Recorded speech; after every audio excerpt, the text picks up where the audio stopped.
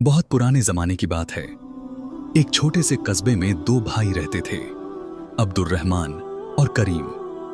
उनके वालिद एक नेक और परहेजगार इंसान थे। वे अक्सर अपने बेटों को कुरान की तिलावत सुनाते और समझाते कि इंसान की असली दौलत उसका ईमान है, न कि सोना चांदी। वह कहा करते थे, बेटों, लालच इंसान की आंखों पर पर्दा डाल देता है। जब दिल में लालच आता है तो शैतान उसे सही रास्ता नहीं बल्कि भटकाव दिखाता है। वक्त गुजरा और एक दिन उनके वालिद का इंतकाल हो गया। पीछे एक छोटा सा घर, थोड़ी सी जमीन और कुछ सोने के सिक्के छोड़ गए। दोनों भाइयों ने आपस में बराबर बंटवारा कर लिया। अब्दुर्रहमान ने शुक्र अदा किया और मेहनत से खेती करने लगा। वह हर सुबह फज्र की नमाज पढ़कर खेत में जाता, पसीना बहाता और शाम को अल्लाह का शुक्र अदा करता। उसके चेहरे पर सुकून था, लेकिन करीम के दिल में धीरे धीरे लालच घर करने लगा। वह सोचता, इतनी सी जमीन से क्या होगा? अगर सब कुछ मेरा होता तो मैं बड़ा अमीर बन सकता था। एक दिन बाजार में उसकी मुलाकात एक व्यापारी से हुई। व्यापारी ने उसे जल्दी अमीर बनने के सपने दिखाए। जमीन बेच दो, व्यापार में लगाओ, दोगुना कमाओ, उसने कहा। लालच ने करीम की आंखों पर पर्दा डाल दिया। उसने जमीन बेच दी और व्यापार शुरू कर दिया। शुरुआत में सब कुछ अच्छा चला, पैसा आने लगा, कपड़े बदले, रहन सहन बदल गया। वह अपने भाई से कहता, देखो, तुम खेत में मेहनत कर रहे हो और मैं आराम से पैसा कमा रहा हूं। अब्दुर्रहमान मुस्कुराकर कहता, हलाल कमाई में ही असली बरकत होती है। कुछ महीनों बाद वही व्यापारी लोगों का पैसा लेकर भाग गया। करीम की सारी पूंजी डूब गई। घर बिक गया, सामान बिक गया, लोग मुंह मोड़ने लगे। जो लोग पहले उसकी तारीफ करते थे अब ताने देने लगे। करीम टूट गया। उसे अपने वालिद की बातें याद आने लगीं। एक सुबह वह कांपते दिल के साथ मस्जिद गया। इमाम साहब कुरान की आयत पढ़ रहे थे जिसमें सब्र करने वालों के लिए खुशखबरी थी। करीम की आंखों से आंसू बह निकले। नमाज के बाद उसने कहा, क्या मेरी तौबा कबूल होगी? जवाब मिला, जब तक सांस है तौबा का दरवाजा खुला है। वह घर लौटा तो अब्दुर्रहमान दरवाजे पर खड़ा था। अगर चाहो तो मेरे साथ खेत में काम करो, उसने कहा। करीम ने शर्म से सिर झुका लिया। क्या तुम मुझे अपनाओगे? अब्दुर्रहमान ने उसे गले लगा लिया।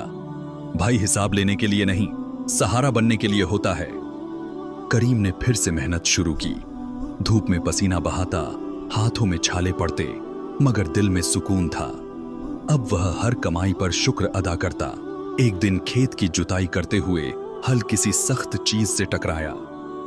मिट्टी हटाई तो एक पुराना मटका निकला जिसमें सोने के सिक्के भरे थे। सिक्कों की चमक देखकर एक पल को करीम का दिल डगमगाया, लेकिन उसी पल उसे अपनी बर्बादी याद आ गई। उसने गहरी सांस ली और कहा, भाई, यह तुम्हारी जमीन है, यह तुम्हारा है। अब्दुर्रहमान ने कहा, हमने साथ मेहनत की है, पहले देख लें कि यह किसी की अमानत तो नहीं। दोनों काजी के पास गए। जांच के बाद पता चला कि वह बहुत पुराना खजाना था जिसका कोई वारिस नहीं। काजी ने कहा कि यह उनकी ईमानदारी की परीक्षा थी। दोनों ने उसे बराबर बांट लिया और उसका एक बड़ा हिस्सा गरीबों में बांट दिया। करीम की आंखों में आंसू थे। अगर यह पहले मिलता तो मैं इसे छुपा लेता, उसने कहा। अब्दुर्रहमान ने जवाब दिया, हमारे नबी मोहम्मद ने सिखाया है कि असली दौलत दिल की बेनियाजी है। कुछ समय बाद कस्बे में भयंकर सूखा पड़ा। लोग भूखे रहने लगे।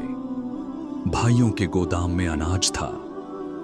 एक व्यापारी आया और बोला, मुझे सारा अनाज बेच दो, मैं दुगुना दाम दूंगा।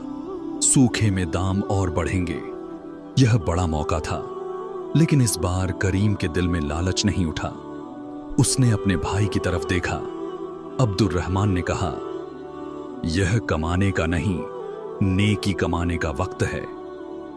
दोनों ने फैसला किया कि अनाज गरीबों में बांटेंगे और जरूरतमंदों को सस्ते दाम पर देंगे।